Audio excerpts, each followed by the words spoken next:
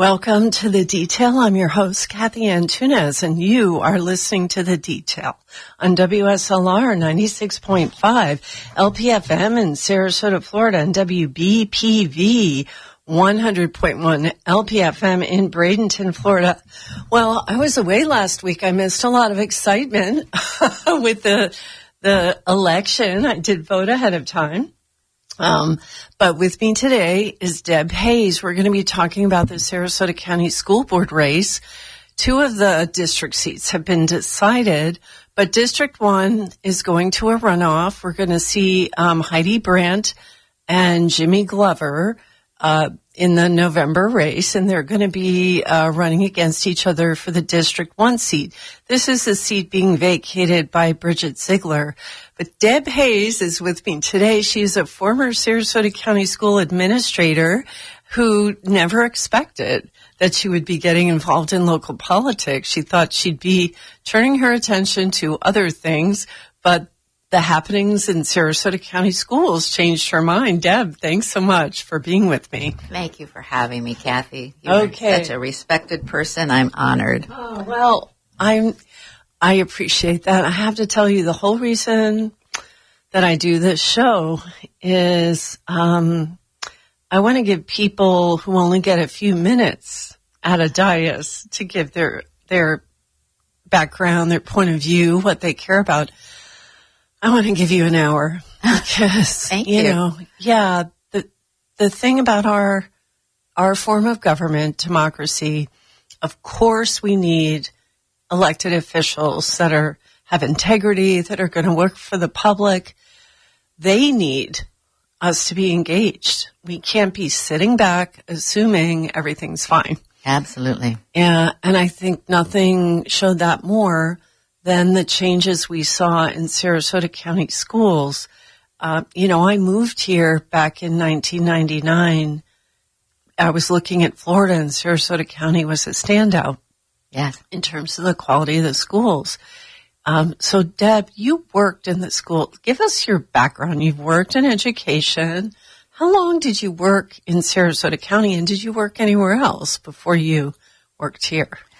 Well, I have kind of an unusual background. I'm a nurse. I was prepared. I have a master's degree in nursing, but I've always been in administrative and educational roles. I came to the district from what used to be Manatee Community College, and I came to the district at what then was Sarasota County Vocational Technical Center as an assistant director in charge of all their health programs. Okay. From there, I went to the district office in terms of leadership of all of the vocational technical programs in the district.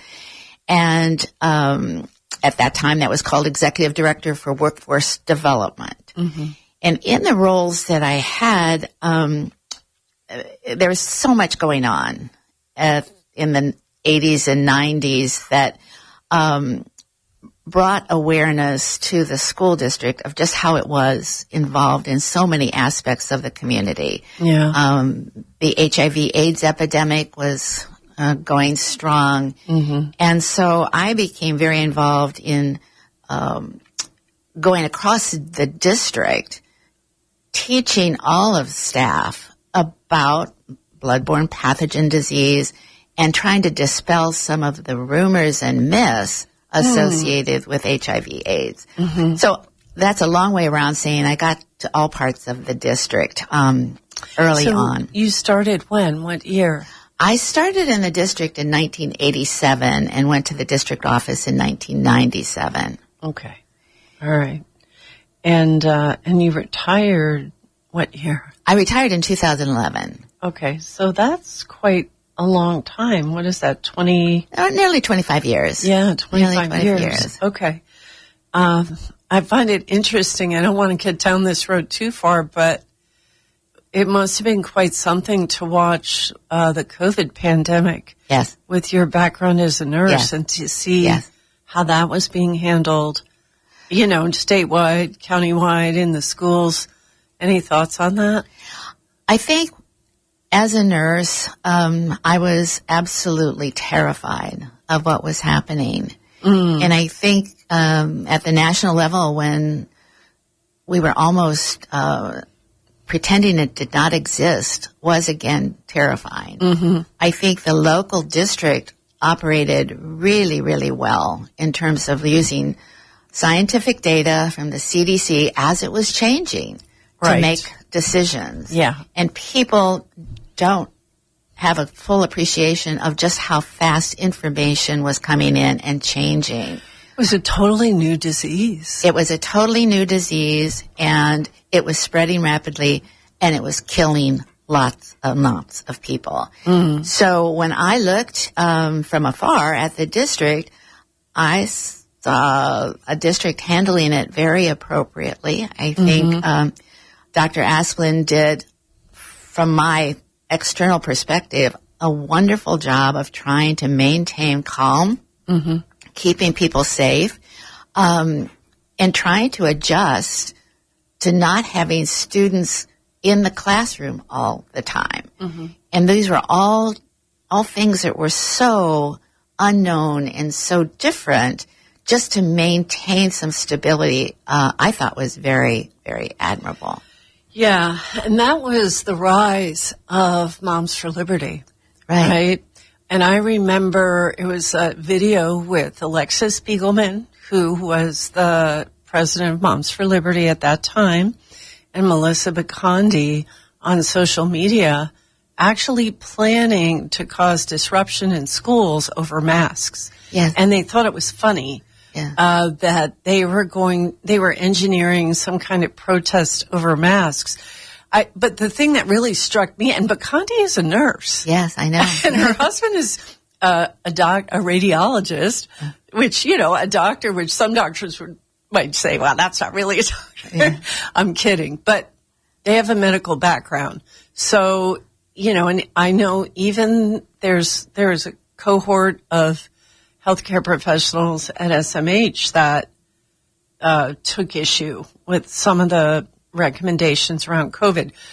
But the Moms for Liberty launchpad was the COVID pandemic, and they particularly their rhetoric around masks, calling them face diapers. It was just so,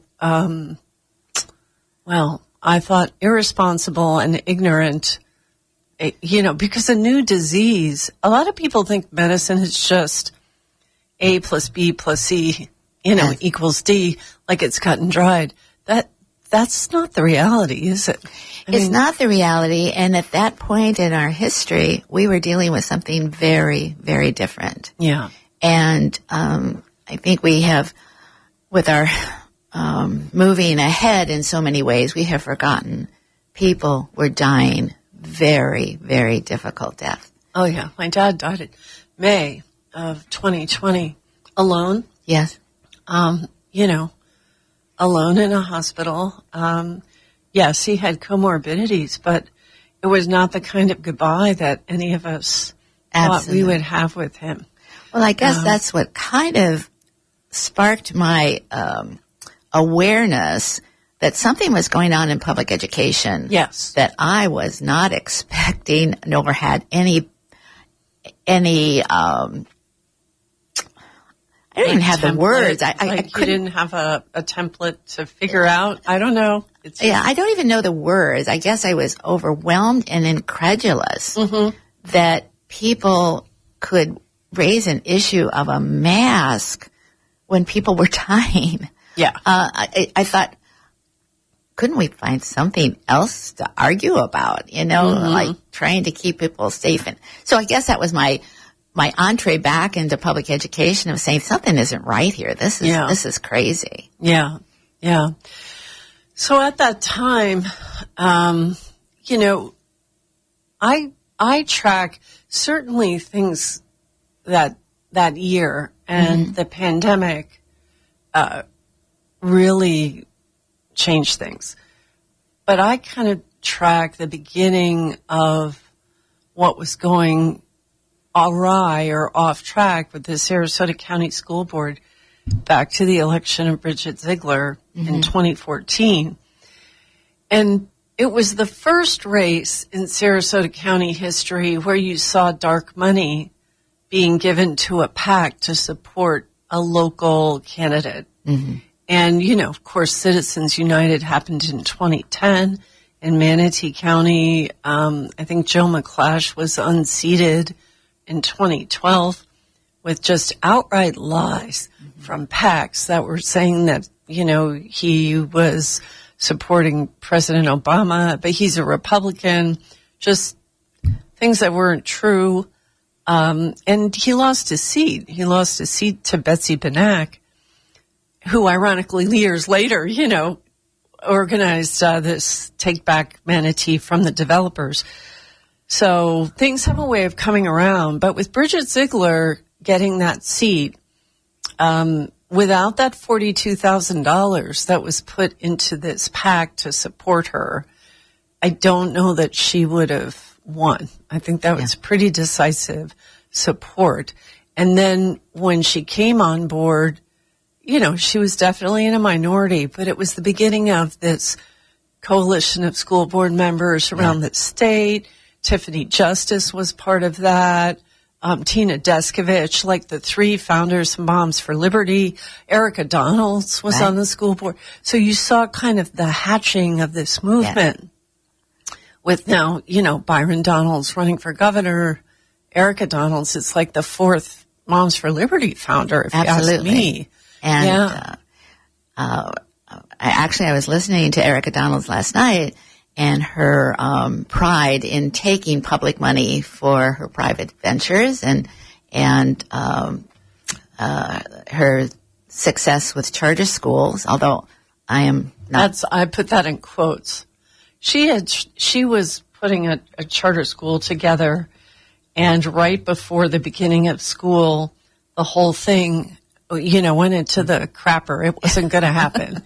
And all these kids had, you know, their parents had to scramble to put their children into a different school. It's like, educating's hard. It's not such an easy thing. And Miss Donalds, if she was so great, why did she have to, you know, trash her project before it even happened? That was quite something. But she does profit, to your point, from curricula, and I believe there's online curricula that she offers, her business offers, and you know that may meet the needs of certain parents, but there's a question as to whether or not that type of privatization is actually in the public interest. Well, there's only so many dollars, and I think ideologically, one can support school choice in many, many different forms and think that's a wonderful thing. But the money to support those ventures comes from a single pot. And Florida has long known that we're going to see some real budget shortfalls in the next several years.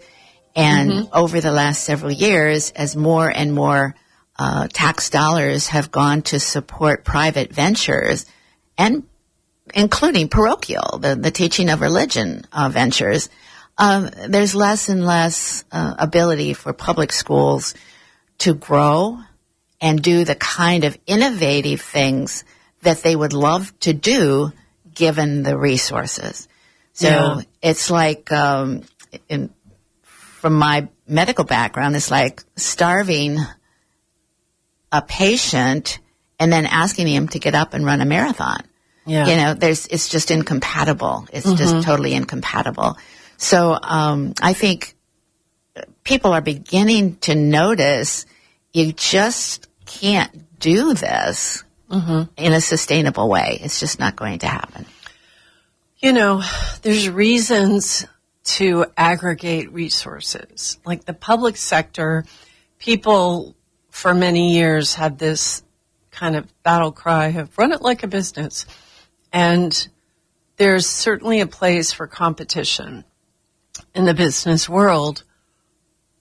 The reality these days is actually we do have a lot of corporate welfare, that government giving money to business.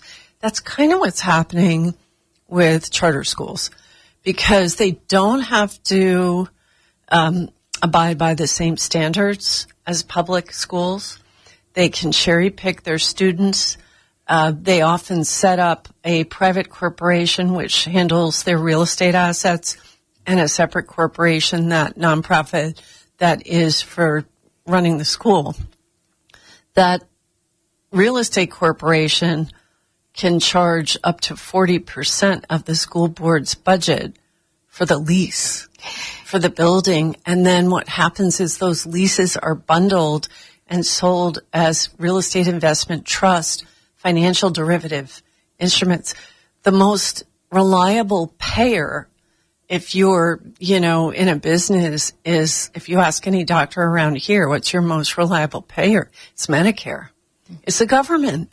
And so Wall Street is aware of that. This is a way to tap into school board budgets. It's a way to siphon money, exorbitant amounts of money. This, the typical amount of money used in a school board budget toward the physical building is like 13%. So when you're charging 40, you literally are taking money off the table from education, and they're not meeting the needs of special needs kids. And they're not demonstrating better outcomes. They're just simply picking kids that are easier to teach. That's very different than what a public school does. I need to be really clear here in my particular personal feelings. I think there's a very, very, very big difference in charter schools that are what we used to refer to as moms and pops. These are not managed by for-profit companies. They are what we have in Sarasota, like Sarasota Military Academy, Sarasota School of Arts and Sciences, Student Leadership Academy, Dreamers Academy. Really, really, really good schools. Homegrown. Held to the same public standards as any traditional school, but they don't have the corporate, what I call greed, and the real estate interests that you were talking about. Yeah. And I think people get real confused. And when we talk about charter schools, not all charter schools are created equal. I appreciate you making that distinction. I typically am careful and want that distinction made every time, because it isn't the Julie Rohr Academy. It isn't the Sarasota School of Arts and Science that operates this way. It's corporate charter school chains that are looking to, make their real estate holdings better. They're like franchises. Yeah. And they'll put a kid in a uniform, and I think uniforms have lots of benefits. I can see why parents like that. I can definitely see why parents would like, a new facility, because they're typically a new facility. All that looks good, but you must look closer than that.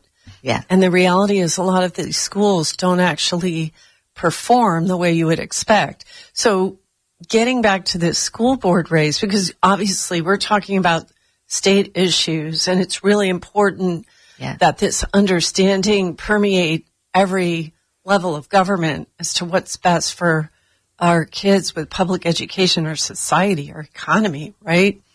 Tell me about your work in the this local election, because I think these decisive victories may have been a surprise. I know nationally, I was out of state and in Virginia, and there was a woman I was having dinner with. She didn't know I was from Sarasota, and she brought it up. Yeah. She said, I just read that this happened in Sarasota County, that, the old guard, the Moms for Liberty people are leaving the school board. They were voted out. You worked on that, didn't you? I did. Our schools? I worked with a number of different organizations. I kind of consider myself a freelancer because I really am supportive of a lot of organizations that are looking to make things better for all students, all parents.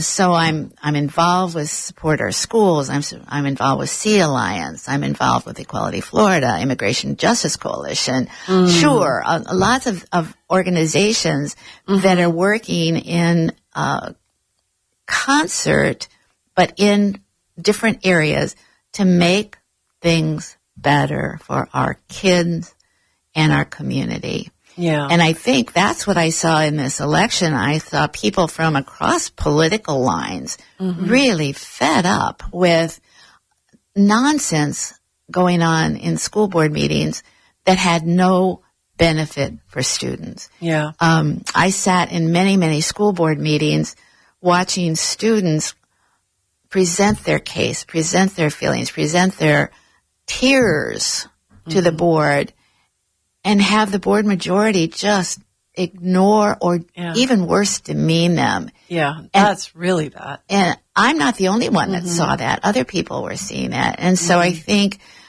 I was thrilled with the results of the election, because I think Megan and Beth had, even through their campaigns, were not politicizing their role at all. Yeah. It was just, what can we do to make things better for teachers, students, parents, and the community? And I think the races will be determined in November, the final school board race. I think, again, I've seen Jimmy Glover particularly not politically affiliated, just wanting to make things better for kids. And so when you have a board that has people of different beliefs, of different backgrounds, all coming together saying, we're not promoting a political agenda, we are promoting what's best for kids. How could we lose? Yeah, so true. So as I look at the results and what's coming in November, were you involved with any campaigning at all, or were you simply advocating? Yeah. I did campaign. I campaigned in a nonpartisan way to get out the vote. Okay. People were not aware that there was a school board final election associated with what they thought was the primary. So we did a lot of work. Sea Alliance did a lot of work helping the people understand that there was an election. There was an election, and not only was it a final election, or could be a final election for school board, but that people could vote across party lines, across district lines for 3 races in the county. And that was really something many, many people did not know. So I thought that was very effective. It's always an effort. That August election is always a school board election. And typically, if somebody gets 50% of the vote, it's over. Yes. So you don't know what's going to happen. And if you want to weigh in on who's going to be on the school board, you must vote in August. Absolutely. Yeah. We also had a open primary in the Sarasota County Commission race, District 2, where everybody could vote. Yes. Which is rare. They're usually, if you don't have a legitimate candidate from the other party, there's usually a write-in candidate to close the Republican primary. So that was quite something. It was a very different election in August. And you asked if I did campaigning for candidates. Yes, I did.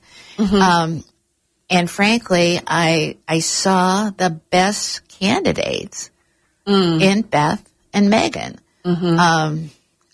They didn't have to have an R or a D by their name. They just were the best candidates for our They had both given a lot of their time to public education. Yeah. And, Ms. Mayberry, she was a teacher. Megan Tinneman had been a volunteer and I believe a teacher also. Yeah, she had been a teacher also at Gocio. Yeah. Yeah. So having that kind of experience is important, very helpful. But tell me, Deb, as an administrator, I want to go back a little bit to your experience in Sarasota County Schools. And you actually worked with Robin Marinelli, who'll be leaving in November. So I'm very curious to hear your take on your experience working with Ms. Marinelli versus, the board, watching the board function and how she worked on the board. But it seemed to me like when my kids were in school in the early aughts, the early 2000s, there just wasn't any of this drama at all. And the schools were very respected. Well, in my 25 years at the school district, I could not have told you the political party of any of the school board members.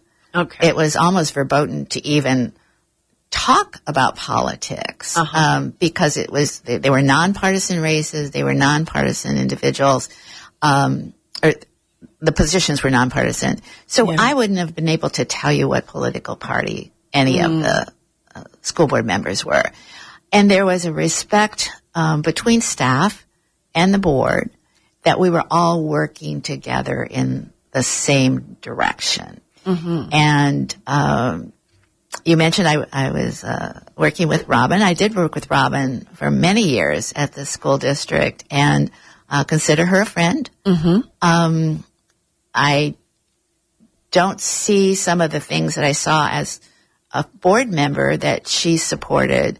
I don't think I would have predicted that. So those were kind of those were difficult moments for me. Yeah, I think, well, in terms of Robin Marinelli, she to me was a persuadable member of the board majority, who I appreciated a lot of the votes where, like Vermillion Education, where she rejected this untested, unproven Hillsdale College affiliated curriculum consultant, which completely looked like a political maneuvering. And, she said no to it. I believe Tim and Enos did too, which was pretty critical for us. There were charter school decisions that she was, more amenable to a moderate point of view. But, honestly, I was disappointed that somebody who spent so much time as an educator, who spent so many years, could be what appeared to me, and it may not, I'm sure other people feel differently, as, being manipulated by a political agenda that, she was serving. I thought it was really unfortunate that she was photographed with Proud Boys, who were celebrating their election. I just thought, wow, okay, not what I expected. Well, I look forward to the time after all of this is kind of over and Robin is no longer on the school board, to just having some friendship. Yeah. We were talking before the show, we're in a political time.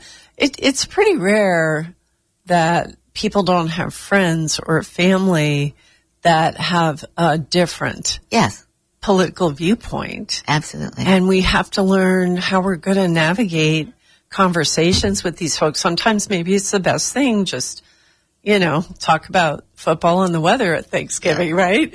But to the extent that we can, these conversations are important, They are. And I think this last election of the school board pointed out to me that people are ready for that kind of conversation. Mm-hmm. Now, since then, there's been social media, what I call crazy talk, using derogatory terms. I don't even know what a libtard is, but I think it's a derogatory term about liberal. Derogatory.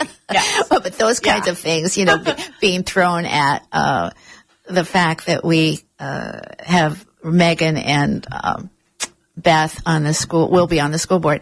I mean, that's silly stuff. That is just silly stuff. Oh, gosh, I got to tell you, though, in my family, so, conservative Irish Catholic family. I'm the oldest of 5. My younger brother, Jimmy, he was talking to one of my aunts, and I would say we're pretty moderate, right? And he said to me, Cathy, I didn't know I was a libtard. We laughed. I'm like, what's happening, I'm learning new vocabulary that I never knew before. But I think the election to me said people want to get back to doing the right thing for kids and not to let the distractions just keep dominating. And the distractions have completely dominated the last a lot several of years. it isn't even true. Oh, yeah. You know, some of this stuff is just manufactured. If you're going to go after, if you know, there's certainly Mr. Ziegler studies this for a living, and he has a company that targets or micro-targets people online to persuade them about politics. That's his work. So if you're going to move somebody to vote or to take a position, the easiest places to go are their religion and their kids. Yeah. Right? These are the things that people hold close. I think to intentionally agitate people over these things, especially in a dishonest way, it's one thing to have a talk about where people's differences are and how to respect, how to make room for people's legitimate differences in ways that don't hurt anyone, right? But it's quite another to make claims of, you know, about bathrooms and what's going to happen, you know, if we let trans kids use a bathroom. I think it just went so far in an unreasonably divisive direction, and the humanity of these folks, in some ways on both sides, but it seemed more heavily, you know, like the Moms for Liberty game was to dehumanize kids on the left. And I just thought, wow, how do you do that? What's the point of that? Well, I think the dehumanization we're seeing in a lot of areas, and it's building on fears that are not realistic, but they're meaningful to the person who's fearful. Sure. If someone doesn't know a lot about transgenderism and they're being told that schools are converting children, then I guess people that don't know a lot about it could believe that. Yeah. People that are being told that migrants are eating cats or whatever, whatever the talk du jour is, without really questioning that and not knowing the facts, people get irrationally upset, and then that irrationality precludes any dialogue at that point. So when you look at this upcoming runoff, you're looking at, so it's District 1. Correct. And Jimmy Glover, father of 4, his kids have gone through Sarasota County schools. I think his oldest just graduated. Yes. Yeah. And then Heidi Brand, she's got a daughter who, went to Southside. Yes, ma'am. Elementary. So, PTA president, she's been really involved. But what kind of research have you done? What kind of things have you seen that you would suggest people look at? Well, I haven't personally done the background checking, but the information that I have been looking at is some of the things in Miss Brandt's background that she doesn't talk about. She definitely was involved with Moms for Liberty, and she definitely had a business with what I'm told is sexting or things that would be uncomfortable for me in a classroom. And so I was not aware of the Moms for Liberty connection. Can you share about that? And then we'll talk about the other thing too, but. Yes, she has been a Moms for Liberty member at least since 2021.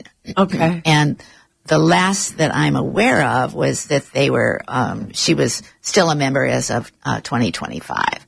But she hasn't talked about that on the campaign trail, nor has she talked about her business backgrounds and other things that are coming up, which could have a significant impact on the way the general public views the school board. Okay. I'm very supportive of Jimmy Glover for a number of reasons. I think District 1 has the richest of the rich and the poorest of the poor. Yeah. And I think he's able to, from a demographics perspective, understand the needs of the poorest of the poor in our district. And he is a new town resident. He understands the needs of those students probably better than most of us. And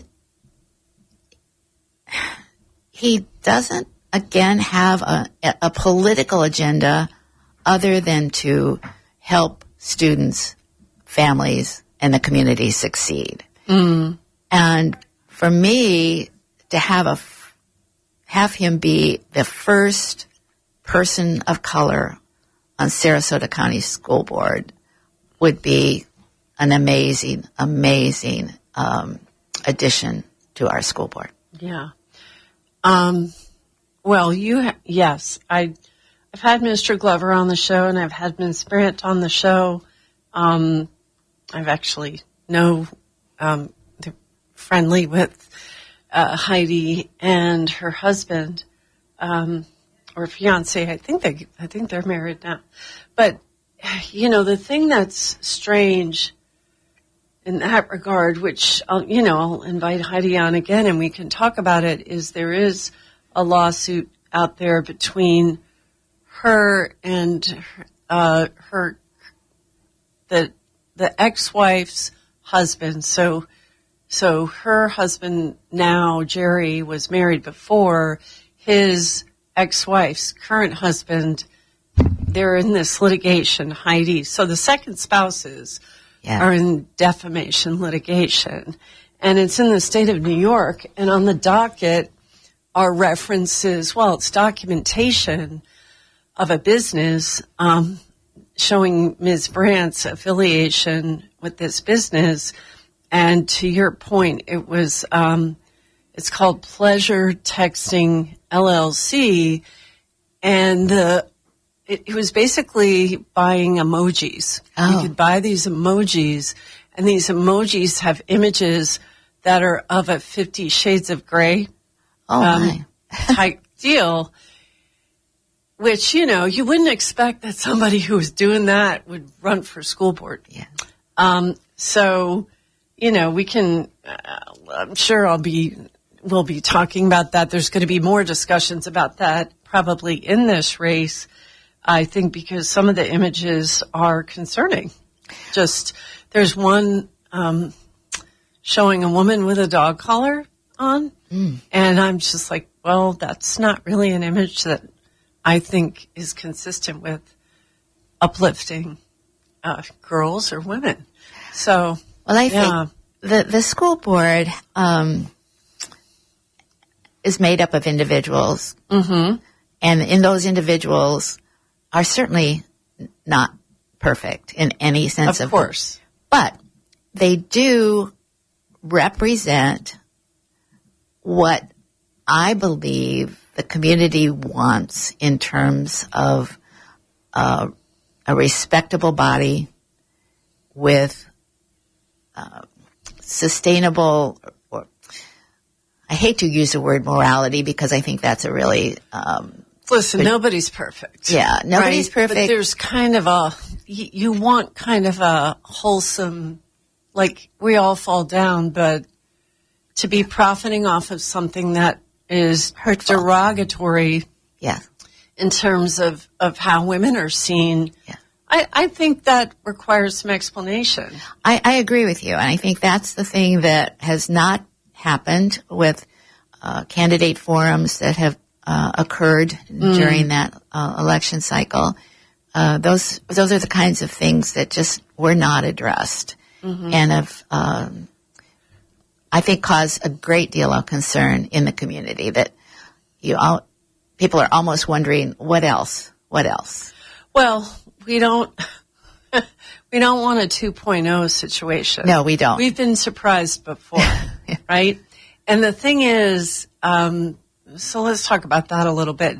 You know, one of the tactics with extreme ideology, I guess you could say, is just exploiting norms. Yes. You know, driving a truck through these norms or just flattening norms that people have relied on, right? An appropriate sense of shame. Like, oh, I messed up, I should step down. With Bridget Ziegler, I think people assume, because they're not following really closely, that when the whole throuple, threesome thing came on the scene, that somehow it had been mitigated or, you know, it's their business to an extent. Although the behavior described, if you're out in Sarasota bars sending your husband who's taking surreptitious photos with the women not knowing they're being photographed and sending them back to the wife for approval as to whether or not the two of you want to be involved with this person, I have to ask, how do you know you shouldn't be doing that with anyone, number one. How do you know you're not photographing a teacher? Yeah. I mean, these are young women who go out, right? Yeah. They go out too. How do you know that your potential, do you have a screening process? I mean, it's just so dehumanizing because here you are in a quote unquote committed relationship and you're inviting somebody else in who you're not going to have any commitment to. I mean, nothing meaningful. This person is there for your entertainment. And, you know, you're doing that in Sarasota. Is a pretty small town. It's a very small town when you how do you really think about this it. isn't going to get out? Number one. So the whole judgment factor, but I just look at it and go, because she would not step down. She just refused. And this is the MO.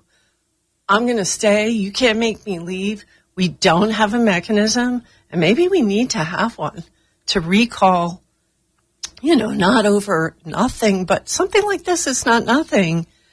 And I think this election was, you know, a referendum on that as much as anything. I think you're absolutely correct in that. And from a broader perspective, it was, again, a huge distraction from the business of the board. Yeah. While all of this distraction over the last several years about ICE resolutions and eliminating enumerated protections for our minority students,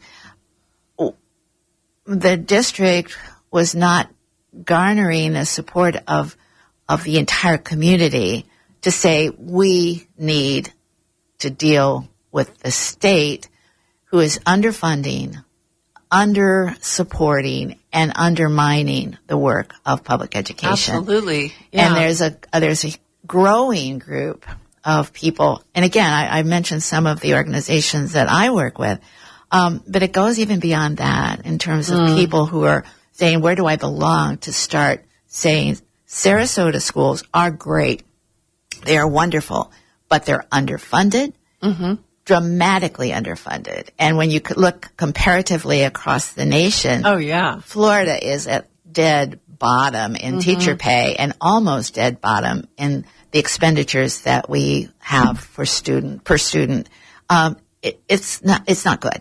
No. It is not good. No. But I think what happened with the election and the positivity that I'm feeling in the community, I think we have a wonderful opportunity to be chart the course. Yeah, to be a beacon. Yes, to be a beacon. Well, and that's what a lot of people come to Sarasota for, you know, people with families. I was one of them saying, okay, because quite frankly, you know, growing up in the Northeast and my kids had gone to Montgomery County schools in the D.C. area when their dad was doing a residency at Walter Reed. That's one of the best school systems in the nation. So I was hesitant about moving to Florida. It was only because we were moving to Sarasota. I was like, okay, this school system looks good. But to your point, top in the state, when the state is not so great, we can still improve. And it's only to the extent that people are not paying attention that this kind of stuff can happen. Yeah. So it's very good to see that voters are engaged and they are paying attention and they want to see the quality come back, you know. I agree. And I think one of the things that I would like to dispel, just from my personal perspective, the board majority changing does not mean that all of those board members think exactly alike. Right. I think that's the absolute joy that I see. Tom and Liz don't think exactly alike. Beth and Megan don't think exactly alike. There's going to be a rich community to dialogue with the community as well as within the board. And I'm thrilled with that. I think it's just going to be no groupthink. It's same values, but really coming at problems from very different perspectives. And I'm delighted about that. Yeah. I thought it was great to see how SRQ United, these parents came together over Wilkinson Elementary. Yes. And in the state of Florida, the Schools of Hope program basically looks at underutilized buildings, classroom space, schools where, you know, you've got declining enrollment, and allows charter schools to come in and utilize this space on the public dime. I thought Sarasota County under Terry Connor did just an excellent job of looking for efficiencies to close those openings, because the Schools of Hope track record, I always point to Jefferson County. Yes. Yeah. And Jefferson County had the entire school district went under the Schools of Hope program. It was like one of the first. Their third grade reading scores had typically been in the 42% range. Definitely underperforming, 42% proficiency for third graders. So you've got a K through 12 campus. It's a rural county. It's a small school system that went entirely charter. It went with Academica. What did that mean? It meant they couldn't cherry pick kids. Yeah. They had to take everybody. And when they had to take everybody, they all had the nice uniform. They had the new facilities. You know, some of the performance stayed flat. There might have been some improvement, but third grade reading proficiency.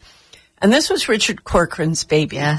Okay. Yeah. Richard Corcoran, I agree with him that third grade reading proficiency is a very important metric. You want to get kids reading by third grade.